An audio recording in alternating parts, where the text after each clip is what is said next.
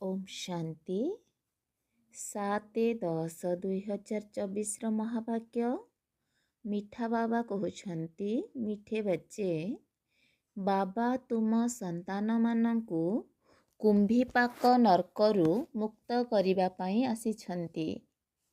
तुमे माने बाबा को निमंत्रण मध्य एथिपाई देइथिल। प्रश्न अछि, तुमे पिला माने बहुत बड़रू बड़ कारीगर अट किपरि? तुमर कारीगरी कौन? उत्तर हेला, आमे संतान माने एपरी कारीगरी करुछु जहा द्वारा सारा दुनिया ही नुआ होई जाउछि। सेथिपाई आमे कोनोसी इटा बा मसला कड़ेई इत्यादि उठाऊ नाहु, किंतु जोग बल द्वारा ही नुआ दुनिया गढ़ी देउछु। आमको खुशी लगुच कि आमे नुआ दुनियार कारीगरी करुछु। आमे ही पुणी एपरी स्वर्गर मालिक हेबो। ओम शांति। मधुर आत्मिक संतान मानक प्रति आत्मिक पिता बुझाउछंती, तुमे जेते बेले निज निजर गाँरु बाहरुछ त ए कथा बुद्धि रे रहुछि जे आमे शिव बाबांको पाठशाला को जाउछु। एपरी नुह जे कोनोसी साधु संत आदिंकर दर्शन करिबा पई किंबा शास्त्र आदि सुनिबा पई आसुछु। तुमे जानिछ आमे शिव बाबांको पाखकु जाउछु। दुनियार मनुष्य माने तो भाबुछंती शिव परमात्मा उपरे रहुछंती। सेमाने तांकु मने पकाइबा समय आखि खोली करी बसु नाहंती। सेमाने आखि बंद करी ध्यान रे बसुछंती, कारण सेमाने शिवलिंग को देखिछंती। तेणु सेमाने जेतेबेले शिवंक मंदिर को जिबे सेतेबेले मध्य शिवंकु मने पकाइबा समय उपरंकु ही देखिबे अथवा मंदिर मने पड़िबो। केतेक पुणी आखि बंद करी बसी थांती, भाभी थांती जदि दृष्टि कहार भी नाम रूपरे जीव तेबे आमर साधना भंग होई जीव। वर्तमान तुमे जानुछ आमे मध्य शिव बाबा को मने पकाउथिलु। केही कृष्ण को मने पकाउछंती, केही राम को मने पकाउछंती, केही निजर गुरु को मने पकाउछंती। गुरु कर छोट लकेट मध्य तैयारी करी पिंधि थांती। गीतार मध्य बहु छोट लकेट तैयारी करी पिंधुछंती। भक्ति मार्ग रे तो सबु एही परी ही चलीछि। घरे बसी मध्य भगवान को मने पकाई थांती। तांकर स्मृति रे ही तीर्थयात्रा मध्य करिबा को जाई थांती। चित्र तो घरे रखी मध्य पूजा करि पारिबे, किंतु एहा मध्य भक्ति रे नियम रहिछि। एही भली जन्म जन्मांतर तीर्थयात्रा को जाई थांती। चारि धामर यात्रा करि थांती। चारि धामर यात्रा बोली काहेकि कहउछंती? पूर्व पश्चिम उत्तर दक्षिण चारि दिगर चक्र लगाई थांती। भक्ति मार्ग जेतेबेले आरंभ होइताए सेतेबेले प्रथमे केवल जनकर ही भक्ति करि थांती। ताकू अव्यभिचारी भक्ति कुहा जाए। सेतेबेले सेमाने सतो प्रधान थिले, वर्तमान तम प्रधान होई जाइछंती। भक्ति मध्य व्यभिचारी होई जाइछि। एबे अनेकंकु मने पकाउछंती। तम प्रधान पंचतत्व रे तैयारी होइथिबा शरीर को मध्य पूजा करुछंती, अर्थात तम प्रधान भूत तत्व मानकर मध्य पूजा करुछंती। किंतु एही कथा को केही बुझी पारु नाहंती। जदिओ एठारे बसुछंती किंतु बुद्धि जोगो केउठी ना केउठी भटकुछि। एठारे तुमको आखि बंद करी शिव बाबा को मने पकाइबार नाही। जानिछ बाबा बहुत बहुत दूर देशर निवासी अटंती। से आसी पिलामानकु श्रीमत देउछंती। तुमे श्रीमत रे चालिले ही श्रेष्ठ देवता होई परिबो। वर्तमान देवता मानकर संपूर्ण राजधानी स्थापना हेउछि। तुमे एठारे बसी बसी निजर देवी देवता राज्य स्थापना करुछ। पूर्वरु तुमे जानि नथिल जे ताहा किपरि स्थापन हेउछि। वर्तमान तुमे जानुछ बाबा आमर पिता मध्य अटंती। शिक्षक होई राजजोगर पाठ पढ़ाउछंती। आउ पुणी साथी रे भी नहीं जीवे एवं समस्तंकर सद्गति मध्य करिवे। ଗୁରୁମାନେ କାହାର ସଦ୍ଗତି କରିନଥାନ୍ତି। ଏଠାରେ ତୁମକୁ ବୁଝାଯାଇଛି ଇଏ କେବଳ ଜଣେ ଯିଏକି ପିତା, ଶିକ୍ଷକ ଏବଂ ସଦ୍ଗୁରୁ ଅଟନ୍ତି। ବାବାଙ୍କ ଠାରୁ ବର୍ଷା ଅର୍ଥାତ୍ ସମ୍ପତ୍ତି ମିଳୁଛି। ସଦ୍ଗୁରୁ ହିସାବରେ ପୁରୁଣା ଦୁନିଆରୁ ନୂଆ ଦୁନିଆକୁ ନେଇଯିବେ। ଏହିସବୁ କଥାକୁ ବୁଢ଼ୀ ବୁଢ଼ୀ ମାତାମାନେ ତ ବୁଝିପାରିବେ ନାହିଁ। ତାଙ୍କ ପାଇଁ ମୁଖ୍ୟ କଥା ହେଉଛି ନିଜକୁ ଆତ୍ମା ନିଶ୍ଚୟ କରି ଶିବ ବାବାଙ୍କୁ ମନେ ପକାଇବାକୁ ହିଁ ପଡ଼ିବ। ଆମେ ଶିବ ବାବାଙ୍କର ସନ୍ତାନ। ଆମକୁ ଶିବ ବାବା ସ୍ୱର୍ଗର ବର୍ଷା ଦେବେ। ବୁଢ଼ୀ ମାତାମାନଙ୍କୁ ପୁଣି ଏହିପରି ତୋତଲି ବା ଶୁଆ ଭଳି ମିଠା ମିଠା ଭାଷାରେ ବସି ବୁଝାଇବା ଦରକାର। ବାବାଙ୍କ ଠାରୁ ବର୍ଷା ନେବା ତ ପ୍ରତ୍ୟେକ ଆତ୍ମାର ହକ୍। ମୃତ୍ୟୁ ତ ସମସ୍ତଙ୍କ ସମ୍ମୁଖରେ ଉପସ୍ଥିତ। ପୁରୁଣା ଦୁନିଆ ପୁଣି ନୂଆ ନିଶ୍ଚିନ୍ତ ହେବ। ନୂଆରୁ ପୁଣି ପୁରୁଣା ହେଉଛି। ନୂଆ ଘର ତିଆରି ହେବା ପାଇଁ କେତେ ଅଳ୍ପ ସମୟ ବା କିଛି ମାସ ଲାଗୁଛି, କିନ୍ତୁ ତାହା ପୁରୁଣା ହେବା ପାଇଁ 100 ବର୍ଷ ଲାଗିଯାଉଛି। ବର୍ତ୍ତମାନ ତୁମେ ସନ୍ତାନମାନେ ଜାଣୁଛ ଏହି ପୁରୁଣା ଦୁନିଆ ଶେଷ ହେବାକୁ ଯାଉଛି। ବର୍ତ୍ତମାନ ଯେଉଁ ଲଢ଼ାଇ ଲାଗୁଛି ତାହା ପୁଣି 5000 ବର୍ଷ ପରେ ଲାଗିବ। ଏସବୁ କଥା ବୁଢ଼ୀମାନେ ତ ବୁଝିପାରିବେ ନାହିଁ। ତାଙ୍କୁ ଏହି କଥା ବୁଝାଇବା ବ୍ରାହ୍ମଣମାନଙ୍କର କାମ। ତାଙ୍କ ନିମନ୍ତେ ତ ଗୋଟିଏ ଶବ୍ଦ ହିଁ ଯଥେଷ୍ଟ। ନିଜକୁ ଆତ୍ମା ନିଶ୍ଚୟ କରି ବାବାଙ୍କୁ ମନେ ପକାଅ। ତୁମେ ଆତ୍ମାମାନେ ପରମଧାମର ନିବାସୀ। ପୁଣି ଏଠାକୁ ଆସି ଶରୀର ଧାରଣ କରି ଅଭିନୟ କରୁଛ। ଆତ୍ମା ଏଠାରେ ଦୁଃଖ ଓ ସୁଖର ଅଭିନୟ କରୁଛି। ତେବେ ମୂଳ କଥା ବାବା ବୁଝାଉଛନ୍ତି ମୋତେ ଏବଂ ସୁଖଧାମକୁ ମନେ ପକାଅ। ବାବାଙ୍କୁ ମନେ ପକାଇବା ଦ୍ୱାରା ପାପ କଟିଯିବ ଏବଂ ତୁମେ ପୁଣି ସ୍ୱର୍ଗକୁ ଆସିବ। ଏବେ ଯେଉଁମାନେ ବାବାଙ୍କୁ ଯେତେ ମନେ ପକାଇବେ ସେମାନଙ୍କର ପାପ ସେତେ କଟିବ। ସତ୍ସଙ୍ଗରେ ଯାଇ କଥା ଶୁଣିବାରେ ତ ବୁଢ଼ୀମାନେ ଅଭ୍ୟସ୍ତ ହୋଇଯାଇଛନ୍ତି। ତାଙ୍କୁ ପୁଣି ବାରମ୍ବାର ବାବାଙ୍କର ସ୍ମୃତି ଦେବାକୁ ପଡ଼ିବ। ସ୍କୁଲରେ ତ ପାଠ ପଢ଼ା ଯାଇଥାଏ, କଥା କାହାଣୀ ଶୁଣାଯାଇ ନଥାଏ। ଭକ୍ତି ମାର୍ଗରେ ତ ତୁମେ ଢେର କଥା ଶୁଣି ଆସିଛ, କିନ୍ତୁ ତା ଦ୍ୱାରା କିଛି ଲାଭ ହେଲା ନାହିଁ। ଛି ଦୁନିଆରୁ ନୂଆ ଦୁନିଆକୁ ତ ଯାଇପାରିଲ ନାହିଁ। ମନୁଷ୍ୟ ନା ତ ରଚୟିତା ବାବାଙ୍କୁ ନା ରଚନାକୁ ଜାଣିଛନ୍ତି। ସେଥିପାଇଁ ନେତି ଜାଣିନାହାନ୍ତି ବୋଲି କହିଦେଉଛନ୍ତି। ତୁମେ ମଧ୍ୟ ଆଗରୁ ଜାଣିନଥିଲ। ବର୍ତ୍ତମାନ ତୁମେ ଭକ୍ତି ମାର୍ଗକୁ ଭଲ ଭାବରେ ଜାଣିଗଲଣି। ଘରେ ମଧ୍ୟ ବହୁତଙ୍କ ପାଖରେ ମୂର୍ତ୍ତି ରହିଥାଏ। ମୂର୍ତ୍ତି ସବୁ ତ ଏକା ସଦୃଶ୍ୟ। ତେଣୁ ବାବା କହୁଛନ୍ତି, ତେଣୁ କେତେକ ସ୍ୱାମୀ ମଧ୍ୟ ସ୍ତ୍ରୀଙ୍କୁ କହିଥାନ୍ତି ତୁମେ ଘରେ ମୂର୍ତ୍ତି ରଖି ବସି ପୂଜା କର, ବାହାରକୁ ଧକ୍କା ଖାଇବାକୁ କାହିଁକି ଯାଉଛ? କିନ୍ତୁ ତାଙ୍କର ମନ୍ଦିରର ମୂର୍ତ୍ତି ପ୍ରତି ଭାବନା ରହିଥାଏ। ଏବେ ତୁମେ ଜାଣୁଛ ତୀର୍ଥଯାତ୍ରା କରିବା ଅର୍ଥାତ୍ ଭକ୍ତି ମାର୍ଗରେ ଧକ୍କା ଖାଇବା। ଅନେକ ଥର ତୁମେ 84 ଜନ୍ମର ଚକ୍ର ଲଗାଇଛ। ସତ୍ୟଯୁଗ ତ୍ରେତାରେ ତ କୌଣସି ତୀର୍ଥଯାତ୍ରା ହୁଏ ନାହିଁ। ସେଠାରେ କୌଣସି ମନ୍ଦିର ଆଦି ରହିବ ନାହିଁ। ଏହି ଯାତ୍ରା ଆଦି ସବୁ ଭକ୍ତି ମାର୍ଗରେ ହିଁ ହୋଇଥାଏ। ଜ୍ଞାନ ମାର୍ଗରେ ଏସବୁ କିଛି ହୁଏ ନାହିଁ। ତାକୁ ଭକ୍ତି କୁହାଯାଉଛି। ଜ୍ଞାନଦାତା ତ ଏକମାତ୍ର ଶିବ ବାବା, ଦ୍ୱିତୀୟ କେହି ନାହାନ୍ତି। ଏହି ଜ୍ଞାନ ଦ୍ୱାରା ହିଁ ସମସ୍ତଙ୍କର ସଦ୍ଗତି ହୋଇଥାଏ। ସଦ୍ଗତି ଦାତା ଏକମାତ୍ର ବାବା ହିଁ ଅଟନ୍ତି। ଶିବ ବାବାଙ୍କୁ କେହି ଶ୍ରୀ ଶ୍ରୀ କହୁନାହାନ୍ତି। ତାଙ୍କର କୌଣସି ଉପାଧିର ଆବଶ୍ୟକତା ନାହିଁ। ସେମାନେ ନିଜର ବଡ଼ିମା କରୁଛନ୍ତି। ତାଙ୍କୁ ତ ଶିବ ବାବା ହିଁ କୁହାଯାଉଛି। ତୁମେ ଡାକୁଛ ଶିବ ବାବା, ଆମେ ପତିତ ହୋଇଯାଇଛୁ, ଆମକୁ ଆସି ପବିତ୍ର କର। ଭକ୍ତି ମାର୍ଗର ଦୁବନ ବା ପଙ୍କରେ ଗଳା ପର୍ଯ୍ୟନ୍ତ ବୁଡ଼ି ରହିଛନ୍ତି। ପଙ୍କରେ ବୁଡ଼ି ରହି ପୁଣି ଚିତ୍କାର କରୁଛନ୍ତି। ଏବେ ଏହି ବିଷୟ ବାସନା ବା କାମ ବିକାରର ପଙ୍କରେ ଏକଦମ ବୁଡ଼ି ରହିଛନ୍ତି। ଏହି ଜନ୍ମ ମୃତ୍ୟୁର ସିଡ଼ିରେ ତଳକୁ ଖସି ଖସି ବିଷୟ ବାସନାରେ ଛନ୍ଦି ହୋଇଯାଇଛନ୍ତି। କିନ୍ତୁ କାହାକୁ ବି ଜଣାପଡ଼ୁନାହିଁ। ସେତେବେଳେ କହୁଛନ୍ତି ବାବା ଆମକୁ ବାହାର କର। ବାବାଙ୍କୁ ମଧ୍ୟ ଡ୍ରାମା ଅନୁସାରେ ଆସିବାକୁ ହିଁ ପଡ଼ିବ।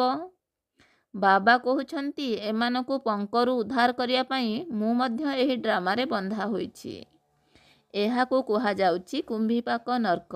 ରୌରବ ନର୍କ ମଧ୍ୟ କହୁଛନ୍ତି। ଏ କଥା ବାବା ବସି ବୁଝାଉଛନ୍ତି। ସେମାନେ ଜାଣିପାରୁନାହାନ୍ତି। ତୁମେ ଦେଖ ବାବାଙ୍କୁ କିପରି ନିମନ୍ତ୍ରଣ ଦେଉଛ। କୌଣସି ବିବାହ ବ୍ରତ ଆଦି ହେଲେ ନିମନ୍ତ୍ରଣ ଦିଆଯାଇଥାଏ ନା। ତୁମେ ମଧ୍ୟ କହୁଛ, ହେ ପତିତ ପାବନ ବାବା, ଏହି ପତିତ ଦୁନିଆ ରାବଣର ପୁରୁଣା ଦୁନିଆକୁ ଆସ। ଆମେ ଏଠାରେ ଏବେ ଗଳା ପର୍ଯ୍ୟନ୍ତ ଫସି ରହିଛୁ, ଯେଉଁଥିରୁ ବାବାଙ୍କ ବ୍ୟତୀତ ଆଉ କେହି ବାହାର କରିପାରିବେ ନାହିଁ। କହୁଛନ୍ତି ମଧ୍ୟ ଦୂର ଦେଶ ମେ ରହନେ ବାଲା ଆୟା ଦେଶ ପରାୟା। ଶିବ ବାବା ଏହା ରାବଣର ଦେଶ ଅଟେ ନା, ଏହିଠାକୁ ହିଁ ଆସୁଛନ୍ତି। ଏହି ରାବଣ ରାଜ୍ୟରେ ସମସ୍ତଙ୍କର ଆତ୍ମା ତମ ପ୍ରଧାନ ହୋଇଗଲାଣି। ସେଥିପାଇଁ ହିଁ ଡାକୁଛନ୍ତି, ଆସ, ଆସି ଆମକୁ ପବିତ୍ର କର। ହେ ପତିତ ପାବନ ସୀତାରାମ, ଏହିପରି କହି ଚିତ୍କାର କରୁଛନ୍ତି। ଏପରି ନୁହଁ ଯେ ସେମାନେ ପବିତ୍ର ରହୁଛନ୍ତି। ଏହି ଦୁନିଆ ହିଁ ତ ପତିତ ରାବଣ ରାଜ୍ୟ ଅଟେ। ଏଥିରେ ତୁମେ ବିକାର ବାସନାରେ ବାନ୍ଧି ହୋଇଯାଇଛ। ପୁଣି ବାବାଙ୍କୁ ଏହି ନିମନ୍ତ୍ରଣ ଦେଇଛ, ବାବା ଆସି ଆମକୁ କୁମ୍ଭୀପାକ ନର୍କରୁ ଉଦ୍ଧାର କର। ତେଣୁ ବାବା ଆସିଛନ୍ତି। ବାବା ତୁମର କେତେ ଆଜ୍ଞାକାରୀ ସେବାଧାରୀ ଅଟନ୍ତି। ଏହି ଡ୍ରାମାରେ ତୁମେ ସନ୍ତାନମାନେ ଅସରନ୍ତି ଦୁଃଖ ଦେଖିଛ। ସମୟ ଅତିକ୍ରାନ୍ତ ହୋଇ ଚାଲିଛି। ଗୋଟିଏ ସେକେଣ୍ଡ ମଧ୍ୟ ଅନ୍ୟ ସେକେଣ୍ଡ ସହିତ ମିଶିପାରିବ ନାହିଁ। ବର୍ତ୍ତମାନ ବାବା ତୁମକୁ ଲକ୍ଷ୍ମୀନାରାୟଣ ସଦୃଶ୍ୟ କରୁଛନ୍ତି। ପୁଣି ତୁମେ ଅଧାକଳ୍ପ ରାଜତ୍ୱ କରିବ, ଏହି କଥାକୁ ସ୍ମୃତିରେ ରଖ। ଏବେ ସମୟ ବହୁତ କମ୍ ଅଛି। ମୃତ୍ୟୁ ଆରମ୍ଭ ହୋଇଗଲେ ମନୁଷ୍ୟମାନେ ଦ୍ୱନ୍ଦ୍ୱରେ ପଡ଼ିଯିବେ। ଖୁବ୍ କମ୍ ସମୟ ମଧ୍ୟରେ କ'ଣ କ'ଣ ସବୁ ହୋଇଯିବ। କେହି କେହି ତ ଠକା ବା ଜୋରରେ ଶବ୍ଦ ଶୁଣି ମଧ୍ୟ ହାର୍ଟ ଫେଲ୍ ହୋଇଯିବେ।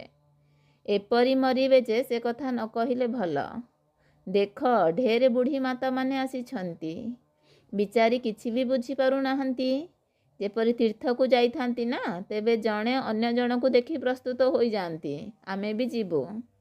ବର୍ତ୍ତମାନ ତୁମେ ଜାଣୁଛ ଯେ ଭକ୍ତି ମାର୍ଗର ତୀର୍ଥଯାତ୍ରାର ଅର୍ଥ ହିଁ ହେଉଛି ତଳକୁ ଖସିବା, ତମ ପ୍ରଧାନ ହେବା। ଏହା ହେଉଛି ତୁମର ସବୁଠାରୁ ବଡ଼ରୁ ବଡ଼ ଯାତ୍ରା, ଯାହାଦ୍ୱାରା ତୁମେ ପତିତ ଦୁନିଆରୁ ପବିତ୍ର ଦୁନିଆକୁ ଯାଉଛ। ତେଣୁ ଏହି ଝିଅମାନଙ୍କୁ ବା ବୁଢ଼ୀମାତାମାନଙ୍କୁ କିଛି ତ ଶିବ ବାବାଙ୍କର ସ୍ମୃତି ଦେଇ ଚାଲ। ଶିବ ବାବାଙ୍କର ନାମ ମଧ୍ୟ ଅଛି। ଅଳ୍ପ ବହୁତ ଶୁଣିଲେ ମଧ୍ୟ ସ୍ୱର୍ଗକୁ ଆସିପାରିବେ। ଏହାର ଫଳ ନିଶ୍ଚିନ୍ତ ମିଳିବ। ବାକି ପାଠପଢ଼ା ଦ୍ୱାରା ଉଚ୍ଚ ପଦ ମିଳିବ। ଏଥିରେ ପଦରେ ବହୁତ ଫରକ ହୋଇଯାଇଥାଏ। ଉଚ୍ଚରୁ ଉଚ୍ଚ ପଦ, ପୁଣି କମ୍ରୁ କମ୍ ପଦ। ଏଥିରେ ରାତି ଦିନର ଅନ୍ତର ହୋଇଯାଇଥାଏ। କାହିଁ ପ୍ରାଇମ୍ ମିନିଷ୍ଟର ବା ପ୍ରଧାନମନ୍ତ୍ରୀ ତ କାହିଁ ଚାକର ବାକର। ରାଜଧାନୀରେ କ୍ରମାନୁସାରେ ପଦ ରହିଥାଏ। ସ୍ୱର୍ଗରେ ମଧ୍ୟ ରାଜଧାନୀ ହେବ, କିନ୍ତୁ ସେଠାରେ ପାପୀ ବିକାରୀ ମ୍ଲେଚ୍ଛ ଆତ୍ମାମାନେ ରହିବେ ନାହିଁ। ତାହା ହେଉଛି ହିଁ ନିର୍ବିକାରୀ ଦୁନିଆ। ତୁମେ କହୁଛ, ଆମେ ଏହିପରି ଲକ୍ଷ୍ମୀନାରାୟଣ ନିଶ୍ଚିନ୍ତ ହେବୁ। ତୁମେ ହାତ ଉଠାଉଥିବାର ଦେଖି ବୁଢ଼ୀମାନେ ମଧ୍ୟ ସମସ୍ତେ ହାତ ଉଠାଇଦେବେ। କିଛି ହେଲେ ବୁଝୁନାହାନ୍ତି। ତଥାପି ମଧ୍ୟ ବାବାଙ୍କ ପାଖକୁ ଆସିଛନ୍ତି, ତେଣୁ ସ୍ୱର୍ଗକୁ ତ ନିଶ୍ଚିନ୍ତ ଯିବେ। କିନ୍ତୁ ସମସ୍ତେ ଏହିପରି ଉଚ୍ଚ ପଦବାଲା ହେବେ ନାହିଁ, ପ୍ରଜା ବି ହେବେ। ବାବା କହୁଛନ୍ତି, ମୁଁ ଦୀନବନ୍ଧୁ ଅଟେ। ତେଣୁ ବାବା ଗରିବମାନଙ୍କୁ ଦେଖି ଖୁସି ହୋଇଥାନ୍ତି। ଯଦିଓ ଏଠାରେ କେହି କେତେ ବି ବଡ଼ରୁ ବଡ଼ ସାହୁକାର ପଦମପତି ହୋଇଥାନ୍ତୁ, ଏମାନଙ୍କ ଠାରୁ ଏଠିକାର ଗରିବ ମଧ୍ୟ ସେଠାରେ ଉଚ୍ଚ ପଦ ପାଇବେ 21 ଜନ୍ମ ପାଇଁ। ଏହା ମଧ୍ୟ ଭଲ। ତେଣୁ ବୁଢ଼ୀମାନଙ୍କୁ ଦେଖି ବାବାଙ୍କୁ ମଧ୍ୟ ଖୁସି ଲାଗୁଛି। କାହିଁକି ନା ଏମାନେ ପୁଣି କୃଷ୍ଣପୁରୀକୁ ତ ଯିବେ ନା। ଏହା ହେଉଛି ରାବଣପୁରୀ। ଯେଉଁମାନେ ଭଲ ଭାବରେ ପଢ଼ିବେ ସେମାନେ କୃଷ୍ଣଙ୍କୁ ମଧ୍ୟ କୋଳରେ ଝୁଲାଇବେ। ପ୍ରଜାମାନେ ରାଜମହଲ ଭିତରକୁ ଆସିପାରିବେ ନାହିଁ। ସେମାନେ ତ କ୍ୱଚିତ୍ କେବେ କେବେ ସାକ୍ଷାତ କରିବେ। ଯେପରି ପୋପ୍ ଖ୍ରୀଷ୍ଟିଆନମାନଙ୍କର ଧର୍ମଗୁରୁଙ୍କୁ ଝରକା ପଟେ ସାକ୍ଷାତ କରିଥାନ୍ତି। ଲକ୍ଷ ଲକ୍ଷ ଲୋକେ ଆସି ଦର୍ଶନ କରିବା ନିମନ୍ତେ ଏକତ୍ର ହୋଇଥାନ୍ତି। ଏବେ କିନ୍ତୁ ଆମେ ତାଙ୍କର କ'ଣ ସାକ୍ଷାତକାର କରିବୁ? ସଦା ପବିତ୍ର ତ ଏକମାତ୍ର ବାବା ହିଁ ଅଟନ୍ତି, ଯିଏ ଆସି ତୁମକୁ ପବିତ୍ର କରୁଛନ୍ତି ଏବଂ ସାରା ବିଶ୍ୱକୁ ମଧ୍ୟ ସତପ୍ରଦାନ କରୁଛନ୍ତି। ସେଠାରେ ଏହି ପଞ୍ଚଭୂତ ଅର୍ଥାତ୍ ବିକାର ରହିବ ନାହିଁ। ପାଞ୍ଚ ତତ୍ତ୍ୱ ମଧ୍ୟ ସତ୍ତ୍ୱପ୍ରଧାନ ହୋଇ ତୁମର ଗୋଲାମ ହୋଇଯିବେ। କେବେ ବି ଏପରି ଗରମ ହେବ ନାହିଁ ଯାହାଦ୍ୱାରା କ୍ଷତି ହେବ। ପାଞ୍ଚ ତତ୍ତ୍ୱ ମଧ୍ୟ ନିୟମ ଅନୁସାରେ ଚାଲିବେ। ସେଠାରେ ଅକାଳ ମୃତ୍ୟୁ ହେବ ନାହିଁ। ବର୍ତ୍ତମାନ ତୁମେ ସ୍ୱର୍ଗକୁ ଯାଉଛ, ତେଣୁ ନର୍କରୁ ବୁଦ୍ଧିଯୋଗ ବାହାର କରିଦେବା ଦରକାର। ଯେପରି ନୂଆ ଘର ତିଆରି କଲେ ପୁରୁଣାରୁ ବୁଦ୍ଧିଯୋଗ ହଟି ଯାଇଥାଏ, ବୁଦ୍ଧି ନୂଆ ଦୁନିଆ ଆଡ଼କୁ ଚାଲି ଯାଇଥାଏ। ଏହା ପୁଣି ହେଉଛି ବେହଦର କଥା। ନୂଆ ଦୁନିଆର ସ୍ଥାପନା ହେଉଛି, ତେଣୁ ପୁରୁଣା ଦୁନିଆର ବିନାଶ ହେବ। ତୁମେ ନୂଆ ଦୁନିଆ ସ୍ୱର୍ଗର ନିର୍ମାଣକାରୀ। ତୁମେ ବହୁତ ଭଲ କାରିଗର ଅଟ। ନିଜ ପାଇଁ ସ୍ୱର୍ଗ ତିଆରି କରୁଛ। ତେଣୁ କେତେ ବଡ଼ ଭଲ କାରିଗର। ଯୋଗର ଯାତ୍ରା ଦ୍ୱାରା ନୂଆ ଦୁନିଆ ସ୍ୱର୍ଗ ସ୍ଥାପନ କରୁଛ। ଯେଉଁମାନେ ଖୁବ୍ କମ୍ ବି ମନେ ପକାଉଛନ୍ତି ସେମାନେ ମଧ୍ୟ ସ୍ୱର୍ଗକୁ ଆସିପାରିବେ। ତୁମେ ଗୁପ୍ତ ବେଶରେ ନିଜ ପାଇଁ ସ୍ୱର୍ଗ ତିଆରି କରୁଛ। ଜାଣିଛ, ଆମେ ଏହି ଶରୀରକୁ ତ୍ୟାଗ କରି ସ୍ୱର୍ଗରେ ନିବାସ କରିବୁ। ତେଣୁ ଏହିପରି ବେହଦର ବାବାଙ୍କୁ ଭୁଲିବା ଉଚିତ ନୁହେଁ। ବର୍ତ୍ତମାନ ତୁମେ ସ୍ୱର୍ଗକୁ ଯିବା ନିମନ୍ତେ ପାଠ ପଢ଼ୁଛ। ନିଜର ରାଜଧାନୀ ସ୍ଥାପନ କରିବା ପାଇଁ ପୁରୁଷାର୍ଥ କରୁଛ। ରାବଣର ଏହି ରାଜଧାନୀ ଶେଷ ହୋଇଯିବ। ତେଣୁ ଆନ୍ତରିକ ଖୁସି କେତେ ରହିବା ଉଚିତ।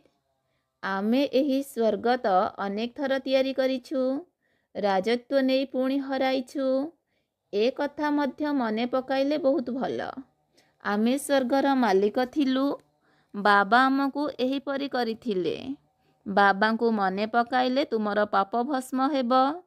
କେତେ ସହଜ ରୀତିରେ ତୁମେ ସ୍ୱର୍ଗର ସ୍ଥାପନା କରୁଛ। ପୁରୁଣା ଦୁନିଆର ବିନାଶ ନିମନ୍ତେ ଏବେ କେତେ ଜିନିଷ ବାହାରୁଛି। ପ୍ରାକୃତିକ ବିପର୍ଯ୍ୟୟ, ମୂଷଳ, ମିସାଇଲ୍ସ ଇତ୍ୟାଦି ଦ୍ୱାରା ସାରା ପୁରୁଣା ଦୁନିଆ ସମାପ୍ତ ହୋଇଯିବ। ବର୍ତ୍ତମାନ ବାବା ଆସିଛନ୍ତି ତୁମକୁ ଶ୍ରେଷ୍ଠ ମତ ଦେଇ ଶ୍ରେଷ୍ଠ ସ୍ୱର୍ଗର ସ୍ଥାପନା କରିବା ନିମନ୍ତେ। ଅନେକ ଥର ତୁମେ ଏହାକୁ ସ୍ଥାପନା କରିଛ, ତେଣୁ ବୁଦ୍ଧିରେ ମନେ ରହିବା ଉଚିତ। ଅନେକ ଥର ରାଜ୍ୟ ନେଇ ପୁଣି ହରାଇଛ। ଏ କଥା ସବୁବେଳେ ବୁଦ୍ଧିରେ ଚାଲିଥାଉ ଏବଂ ପରସ୍ପରକୁ ମଧ୍ୟ ଏହି କଥା ଶୁଣାଉଥାଅ।